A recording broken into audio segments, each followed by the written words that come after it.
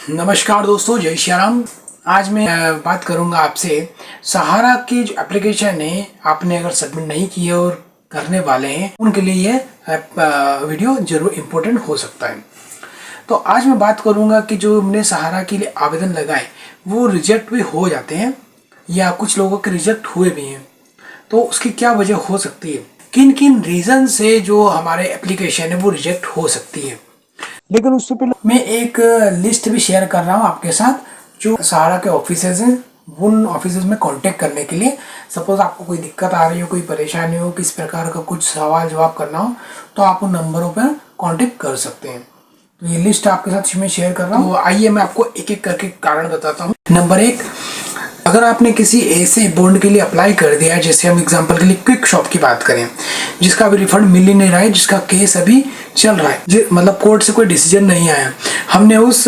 Bond के लिए apply कर दिया है, तो वो आवेदन आपका रिजेक्ट हो जाएगा। सेकंड, आपने डिटेल गलत भर दी। जैसे जो सर्टिफिकेट होता है, मैंने एक वीडियो इसके पहले बनाया था,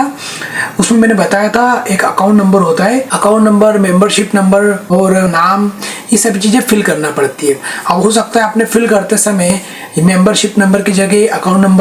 नंबर की जगह मेंबरशिप नंबर डाल दिया हो, और एक रिसिप्ट नंबर होता है, जैसे आपने मेंबरशिप नंबर की जगह रिसिप्ट नंबर डाल दिया हो, या तो ऐसी मिस्टेक कर दी हो, या फिर ये भी हो सकता है कि आपने अकाउंट नंबर लिखते समय उस नंबर में या मेंबरशिप नंबर में कुछ गलती लिख दी हो। जैसे एग्जांपल के लिए 15 की जगह आपके हाथ से लिखा गया हो 51 की जगह 51, और इसी प्रकार अकाउंट नंबर, जो एक बोर्ड का अलग से अकाउंट नंबर होता है, मैं उस अकाउंट नंबर की बात कर रहा हूँ, बैंक के अकाउंट नंबर की बात नहीं कर रहे हैं, तो वो डालने में आपसे गड़बड़ हो गई हो।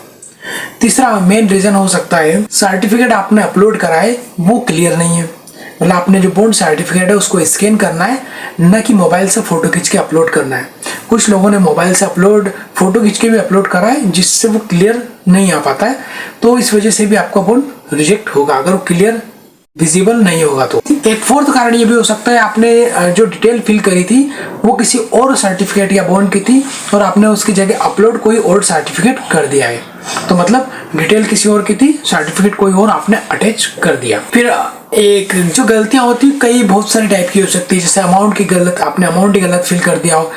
17,000 की जगह आपसे लिखा गया हो 71,000, इस प्रकार से आपने कोई अमाउंट की मिस्टेक कर दी हो, या एक जीरो ज़्यादा एक जीरो कम लग गई हो, इस प्रकार से मिस्टेक्स हो सकती है। पांचवा एक खास रीजन ये भी हो सकता है कि आपने जो डॉक्यूमेंट है उसमें नाम कुछ और हो, जैसे आधार में एग्जाम्पल के लिए हम देते हैं राजेश कुमार रघुवंशी। पांचवा कारण ये भी हो सकता है कि जैसे आपने आपका नाम बोर्ड में कुछ और लिखा था, लेकिन आपने जो फॉर्म फिल करा था उसमें कुछ नाम और लिखा गया हो। जैसे एग्जाम्पल के लिए हम लेते हैं रमेश कुमार पाटीदार, लेकिन जो फॉर्म है, जो आपका बोर्ड है, उसमें नाम लिखा था रमेश पाटीदार,